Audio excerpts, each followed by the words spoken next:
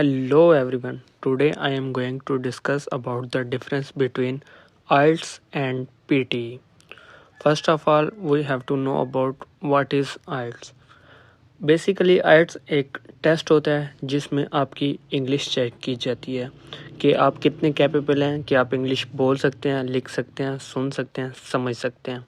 और पीटीई भी सेम इसी तरह होता है। सबसे पहले हम आइट्स ले लेते हैं। आइट्स में दो तरह के होते हैं, एक जर्नल होता है, एक एकेडमिक होता है। तो जो एकेडमिक होता है वो बेसिकली ज़्यादा यूज़ होता है, स्टूडेंट्स वगैरह यूज़ करते हैं, अप्लाई करते हैं उसमें। एकेडमिक में भी डिफरेंट टाइप्स होती हैं, 3-4 टाइप्स होती हैं, जैसे यूकेवीआई हो गया, ऑस्ट्रेलियन बेस हो गया, इस तरह की डिफरेंट टाइप्स होती हैं। लेकिन ओवरऑल ये एक यूज़ किया जा सकता है। जर्नल आइट्स होता है जिसमें आपके लिए, अगर आप जीटी के लिए अप्लाई कर रहे हैं, वहाँ पे इमिग्रेशन वगैरह के लिए अप्लाई कर रहे हैं, तो वो होगा।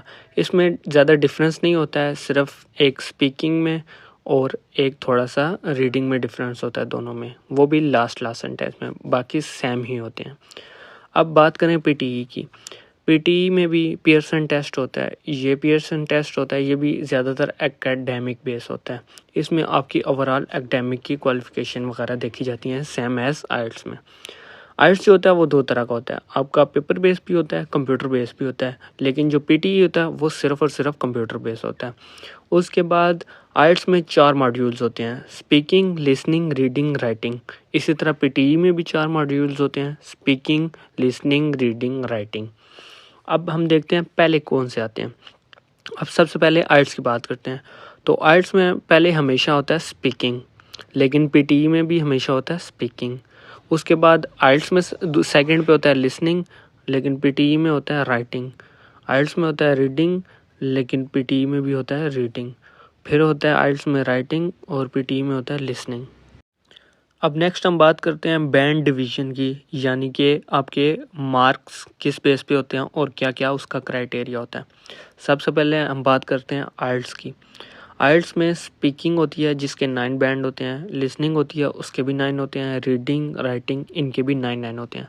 मतलब कि ओवरऑल आपका स्कोर जो काउंट किया जाता है वो 9 बैंड के थ्रू किया जाता है।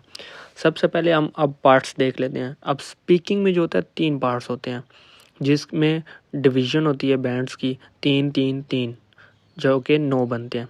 अब लिसनिंग में चल जाएं, लिसनिंग में 4 पार्ट्स होते हैं। उसी तरह इसमें भी डिवीज़न होती है, एक में 2 होते हैं, फिर 4 बैंड होते हैं, फिर 1 होता है और फिर 2 होते हैं, ये 9 बैंड बनते हैं। फिर हम बात करते हैं रीडिंग की। रीडिंग में 2 पार्ट होते हैं, जो कि आपके 2, 3 और 4 और इस तरह डिवीज़न होते हैं। क्यों? क्योंकि उसमें डिफरेंट आगे कैटेगरीज होती हैं, जो आपको मैं नेक्स्ट वीडियो में एक्सप्लेन कर दूंगा। फिर हम बात करते हैं राइटिंग की। राइटिंग के 2 पार्ट्स होते हैं, लेकिन राइटिंग में बैंड्स की डिवीज़न ऐसी होती है कि फर्स्ट पार्ट 3 का होता है और जो सेकंड पार्ट होता है वो 6 बैंड्स का होता है। अब बात करते हैं पीटीई की। पीटीई में स्पीकिंग जो होती है वो आपकी 4 पार्ट्स पे डिवाइड होती है। उसके बाद जो राइटिंग होती है वो आपकी 2 पार्ट्स पे डिवाइड होती है। जो रीडिंग होती है वो आपकी 5 पार्ट्स पे डिवाइड होती है। इसी तरह लिसनिंग में 5 to 6 पार्ट होते हैं, कभी 5 हो सकते हैं, कभी 6 हो सकते हैं।